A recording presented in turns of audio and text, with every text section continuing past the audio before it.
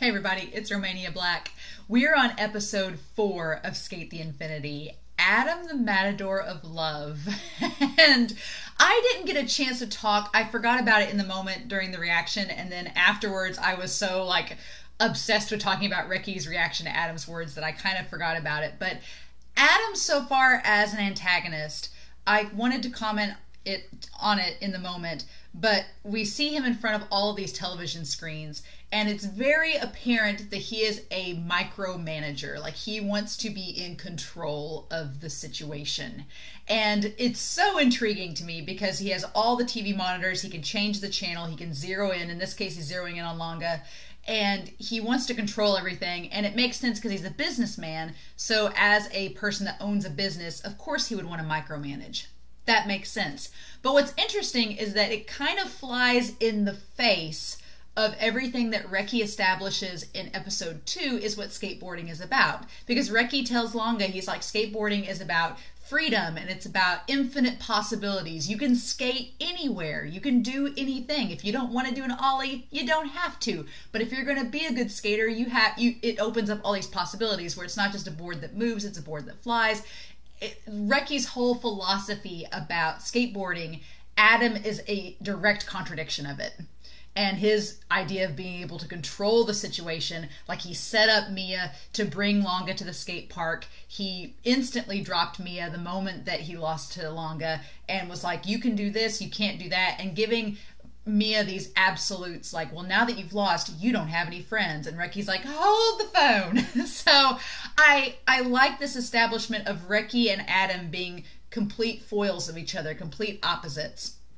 It concerns me because it seems that in the middle of all this is Longa, because Reki and Longa have established this wholesome, wonderful friendship, and then in walks this flamboyant businessman being like, Longa, may I touch you? Come join my skate team. And it's like, no, no, we don't need an adult right now. So I'm deeply concerned is the thesis of me going into this episode, because it seems to be mainly about Adam.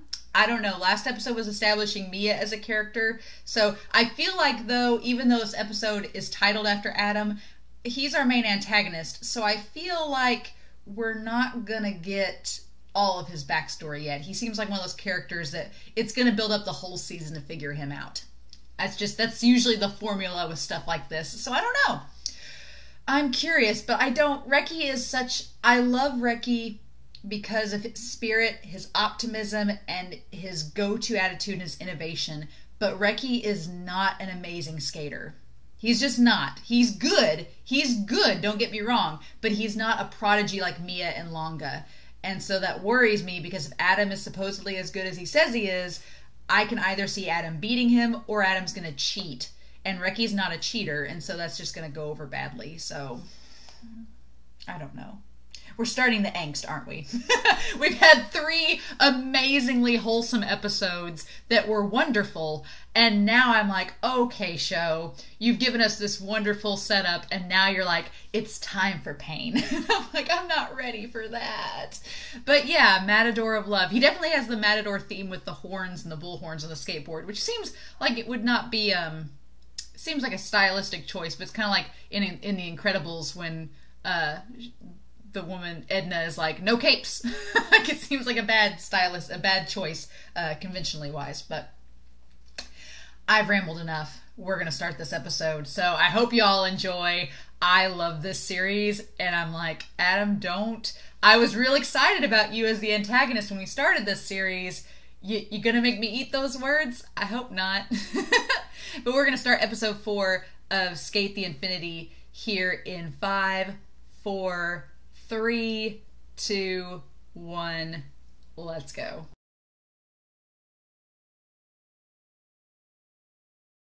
Nope! Absolutely not. Absolutely not. Guys. No. No! Okay, I joked that I liked Adam at the beginning because he seemed like this over-the-top villain that I was like, okay, cool, he'll be our antagonist, that's fun. But the creepy Hisoka vibes, they're there. I'm not too crazy about them anymore. Oh man. So I thought at first that maybe Adam, because they do kind of a bait and switch on us, where at first it looks like, nobody's ever seen Adam skate. No one really knows about Adam. There's just all these rumors. And I'm like, okay, well, does that mean that maybe Adam's not really a good skater and he's just cheating and that's how he's been winning? But that doesn't seem to be the case. It seems like Adam doesn't skate because, one, he's busy, but also because he seriously injures people. And he doesn't want to. And if you're running a skating company like the S, an underground skating ring, maybe you don't want to seriously injure every skater there that comes there.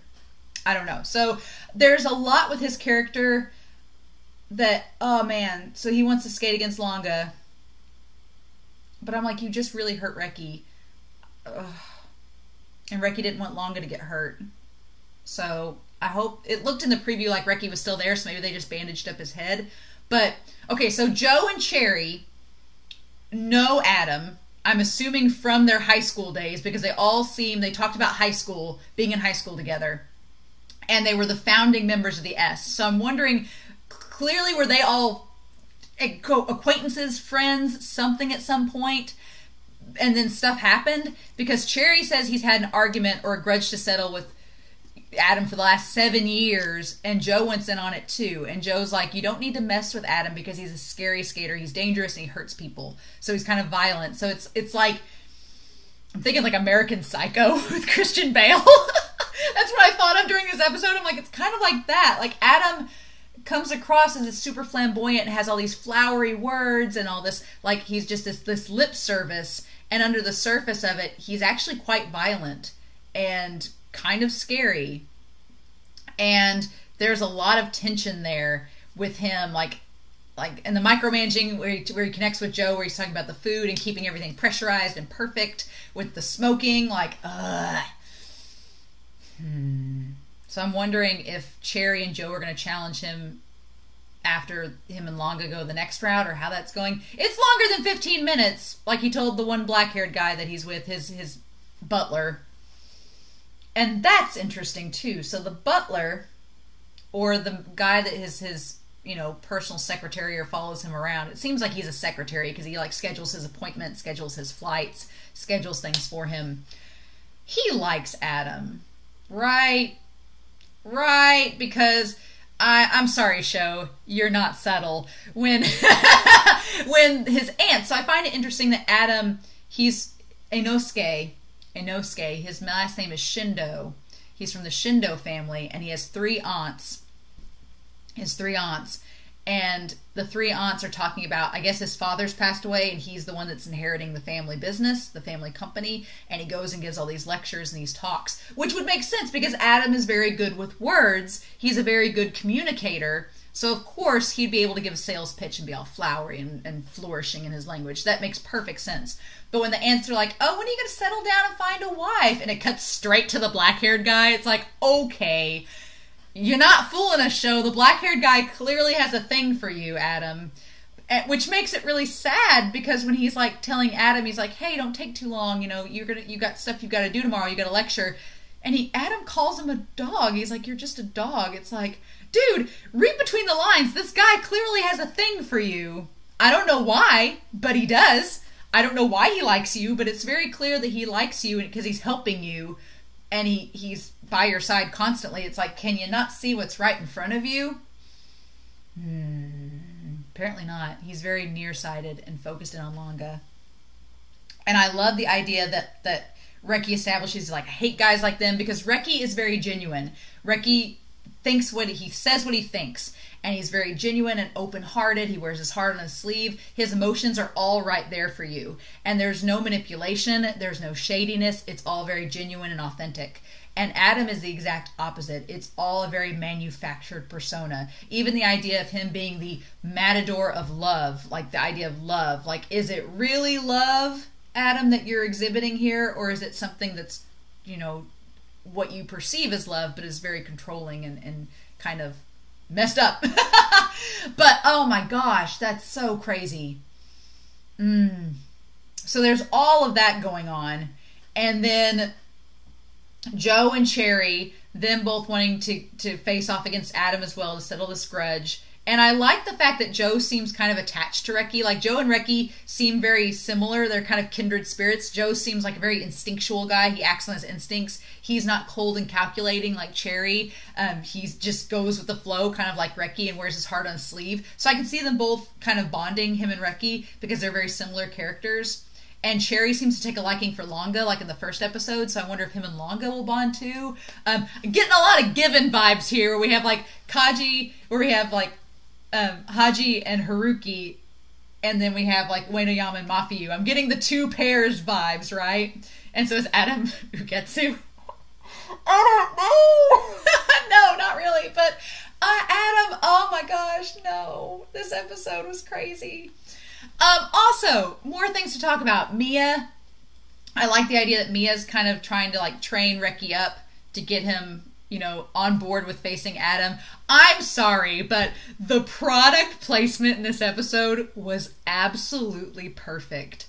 I have a thing where if product placement happens in a show, you don't see it a lot in anime. I mean, there's Pocari Sweat, you get that, and there's, you know, but usually it's just like cola or soda, but specifically A&W root beer. If you've never ate it, I didn't even know A&Ws were in Japan. If you've never seen an A&W, they mainly have hot dogs and root beer. That's always how I've thought of an A&W. They have hot dogs and root beer and like fries, but I guess they have burgers too. There's not really an A&W near me, but I know what it is. And so seeing it, I'm like, what a weird product placement. How strange. I feel like watching Modao Zushi and the Cornetto ad comes on. I'm like, what is happening? And it's such an obvious product placement. It was hilarious. And then the poutine, that's like something that you'd find in Canada, like the fries with all this stuff on them. So I wonder if Longa like was thinking, oh, there's A&Ws in Canada. Let's eat here because Japan apparently has one and they have the food I like. So interesting. I had to point that out because that was hilarious to me. But Hiromi, when this series started 4 episodes ago, I did not think I'd like Hiromi's character, Shadow.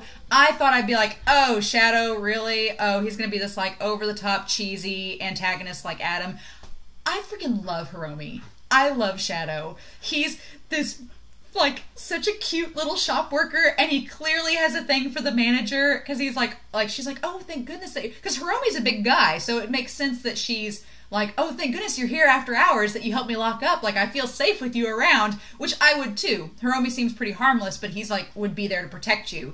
And Hiromi's like, oh my gosh, like, you're happy I'm here? And I didn't get a chance to comment on it. I was trying to comment in the episode, but I didn't get a chance to mention it during the last episode. But when Hiromi shows up in the car, he's taped out. He's put brown tape over the shop name because he doesn't want people to know where he works. And so that's so funny, and they do it in this episode too. And I love that at first he's like, oh, I don't know anyone named Shadow, and Mia's like, it's really obvious that you're him.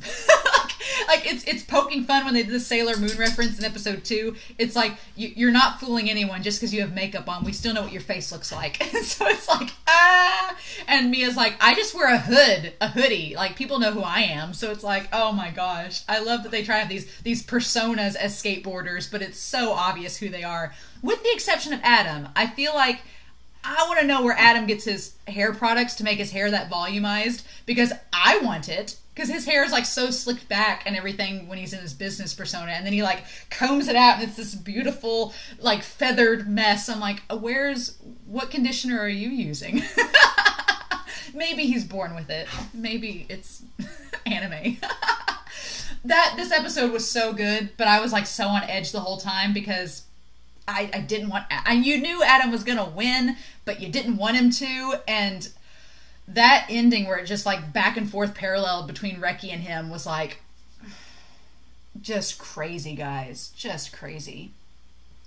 I don't like the idea of Longa skateboarding against him. It looks like there's other stuff going on next episode, which I'm glad, but I want to know who the black-haired guy is. Clearly he's going to be a plot point with Adam because he clearly likes Adam.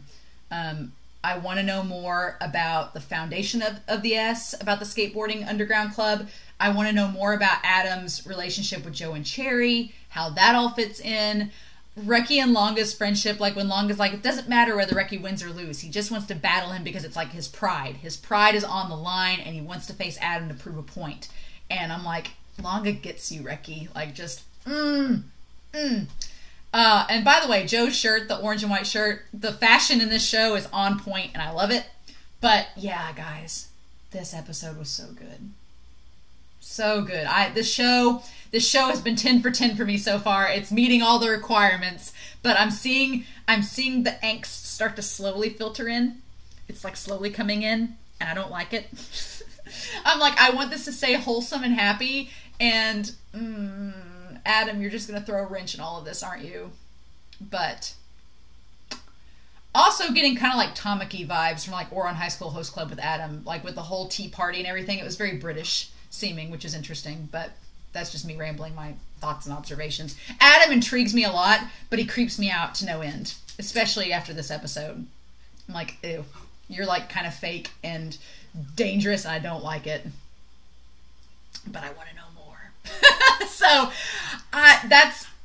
I'm so curious to know your thoughts down below, guys. Please don't spoil me, but, oh man, thoughts.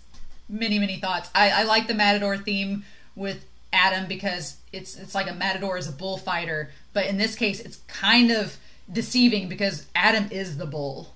He is, like, with the horns and everything, like, and when he does the love hug technique, it's like a matador thing. He's coming right at you, so like a matador waits for the bull to come and then pulls the rug out. So you would think you'd want to dodge him, but how can you? So interesting. I'm curious to know your thoughts down below. Please, no spoilers. But you guys, this show, it's hooking me deeper and deeper. And I don't know how I should feel about that. But I'm curious to know your thoughts. I hope you guys have a wonderful week. Please stay safe. And I will be back soon with more Skate the Infinity. Bye.